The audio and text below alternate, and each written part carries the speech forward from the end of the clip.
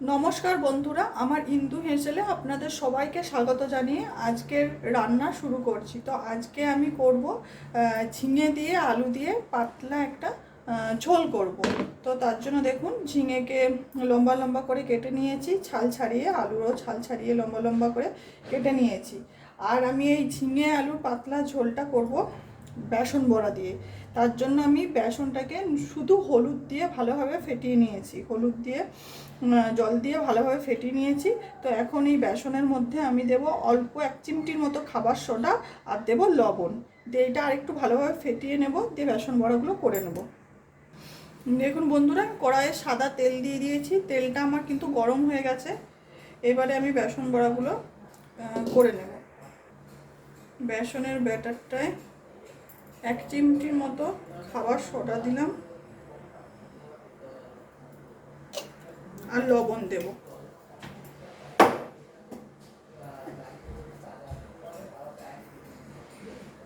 আর লবণ দিয়ে দিলাম পরিমাণ মতো লবণ দিয়ে দিলাম।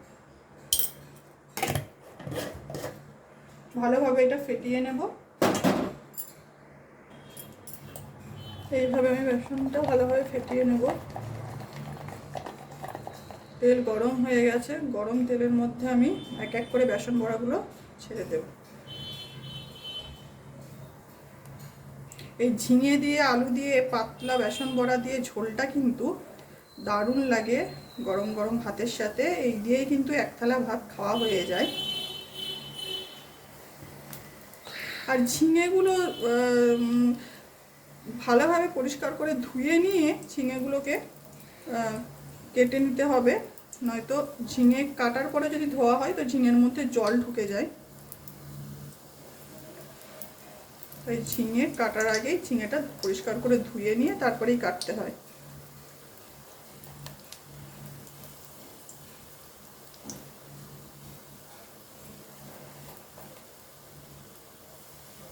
গ্যাসের আঁচটা কিন্তু আমি কমিয়ে দেব।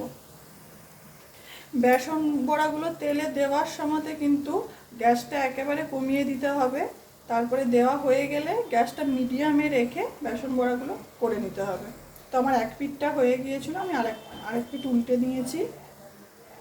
দেখুন বন্ধুরা, আমার বেসন বড়াগুলো হয়ে গেছে। তো এটা এবার আমি তুলে নেব। আর বেসন বড়াগুলো কিন্তু বেশি কড়া করে ভাজা চলবে না, যেহেতু আমরা এটা ঝোলে দেব। তো এটা তুলে নেব একটা জায়গায়।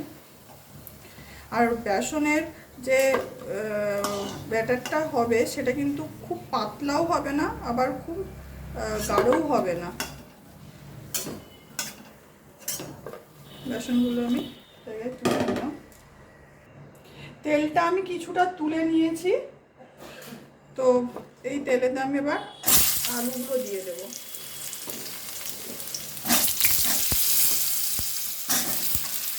আলুগুলো আমি একটু ভালোভাবে ভেজে নেব।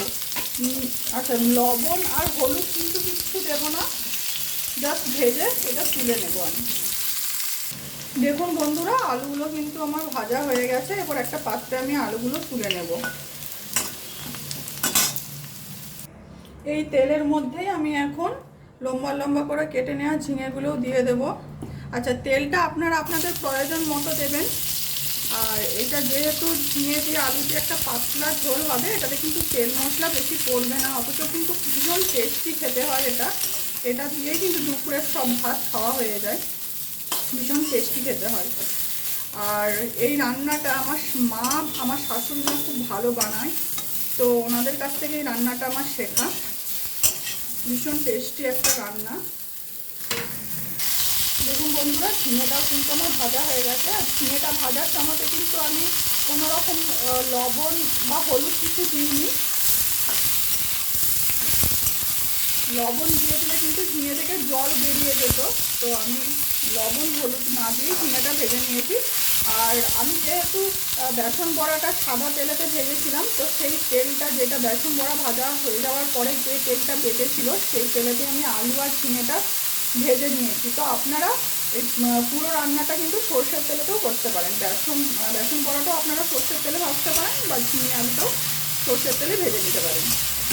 তো আমার ঝিঙেটা ভাজা হয়ে গেছে, এখন ঝিঙেটা আমি তুলে নেব। আর ঝিঙেটা ভাজার সময় কিন্তু আঁচটা কমাবেন না, আঁচ কমিয়ে রাখলে কিন্তু ঝিঙে থেকে জল বেরিয়ে যাবে। তো গ্যাসের ফ্লেমটা বাড়িয়েই ঝিঙেটাকে ভাজতে হবে। দেখুন বন্ধুরা, আলু আর ঝিঙে আমার ভাজা হয়ে গেছে। এবারে কড়াইয়ের মধ্যে আমি দেব সর্ষের তেল,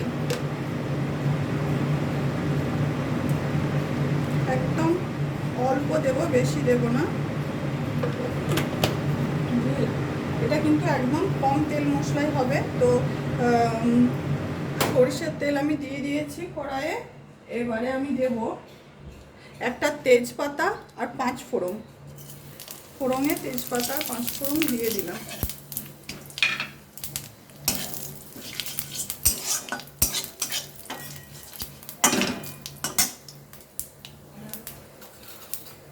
এবার আমি দেব আদা বাটা। আদা বাটাটা পরিমাণ মতো আদা বাটা দিয়ে দেব।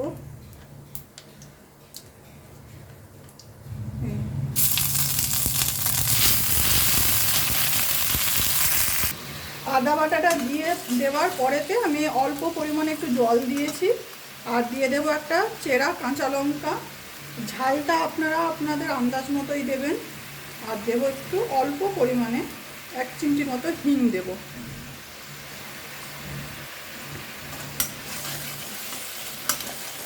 এবারে এক এক করে আমি বাকি মশলাগুলো দিয়ে দেব।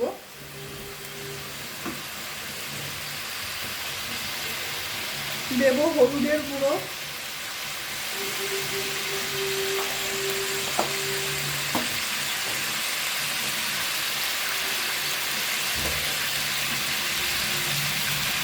দেব জিরের গুঁড়ো,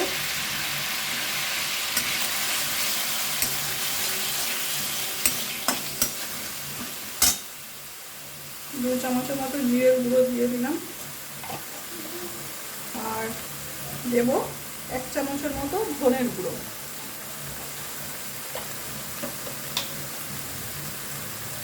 এক চামচের মতো দিয়ে দিলাম ধনের গুঁড়ো। এবারে ভালোভাবে মশলাটা আমি কষিয়ে নেব। তো আমি একটু অল্প পরিমাণে জল দিয়েছিলাম। তো এবারে আমি দেব এটাতে পরিমাণ মতো একটু চিনি দেব। চিনিটা দিয়ে দিলাম। আপনারা চিনি নাও দিতে পারেন। আর এবারে আমি একটু দিয়ে দেব লবণ।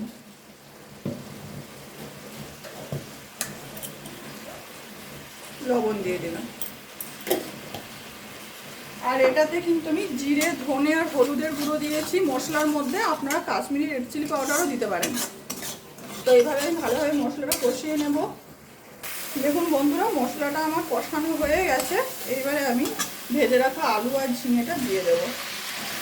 এইটা দিয়ে ভালোভাবে আমি একবার কষিয়ে নেব।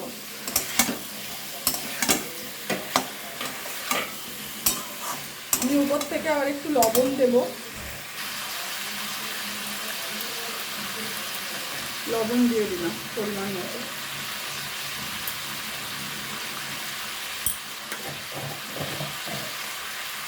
এবারে এখানে ভালোভাবে গ্যাসটা মিডিয়ামে রেখে ভালোভাবে আমি এটা কষিয়ে নেব। দেখুন বন্ধুরা, আমি ভালোভাবে কষিয়ে নিয়েছি। মশলা থেকে তেল ছেড়ে দিয়েছে। এইবারে আমি একটু এটাতে পরিমাণ মতো গরম জল দিয়ে দেবো। পরিমাণ মতো একটু গরম জল দিয়ে দিলাম। রান্নাতে কিন্তু সবসময় গরম জল ব্যবহার করা উচিত।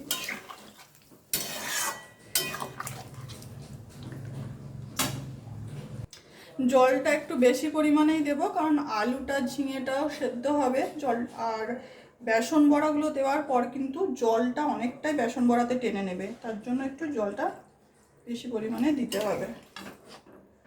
এটা ফুটে গেলে আমি ঢাকা দিয়ে দেব। দেখুন বন্ধুরা, ঝোলটা আমার ফুটে গেছে। তো এবার আমি একটা ঢাকা দিয়ে দেব।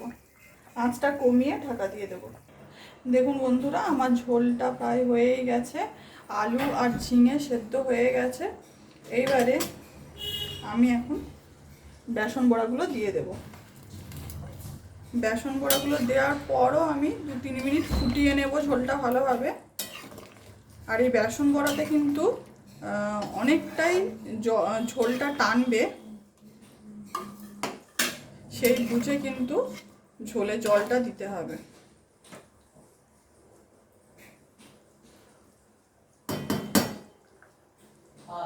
এই রান্নাটা কিন্তু খেতে ভীষণ ভালো লাগে। এই রান্নাটা কিন্তু পুরোনো দিনের একটা রান্না, আর এটা দিয়েই কিন্তু দুপুরের পুরো ভাত খাওয়া হয়ে যায়। ভীষণই টেস্টি হয়, টেস্টি এবং হেলদি। তো আমি 2-3 মিনিট ধরে বেসন বড়াগুলো দিয়ে 2-3 মিনিট আমি আরেকটু ঝোলটা ফুটিয়ে নিয়েছিলাম। তো এইবারে আমি শুকনো কড়াইতে জিরে আর শুকনো লঙ্কা ভেজে গুঁড়িয়ে নিয়েছিলাম, এটা আমি ওপর থেকে দিয়ে দেব। ব্যাস, আমার রান্না কমপ্লিট। এটা কিন্তু ভীষণ টেস্টি খেতে হয়। এবারে আমি গ্যাসটা বন্ধ করে কিছুক্ষণ ঢাকা দিয়ে রেখে দেব। দেখুন বন্ধুরা, আমার রান্না কমপ্লিট হয়ে গেছে। তো আমার রান্নাটি এতক্ষণ ধরে দেখার জন্য আপনাদের অনেক অনেক ধন্যবাদ। সকলে সুস্থ থাকবেন, ভালো থাকবেন। দেখা হচ্ছে পরের কোনো একটা রান্নাতে।